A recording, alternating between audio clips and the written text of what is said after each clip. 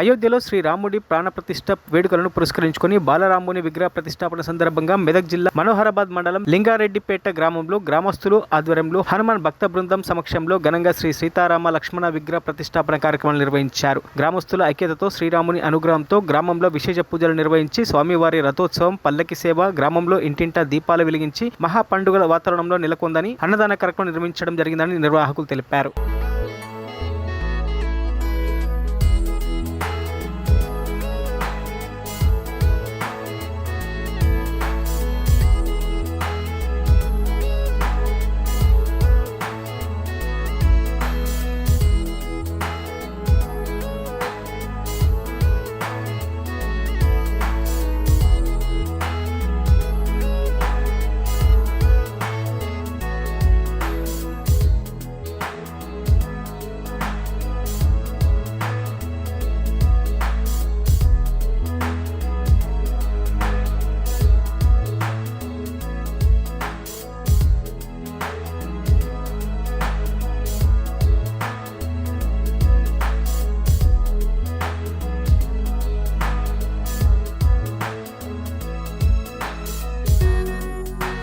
మరిన్ని అప్డేట్స్ కోసం మా ఛానల్ని సబ్స్క్రైబ్ చేయండి.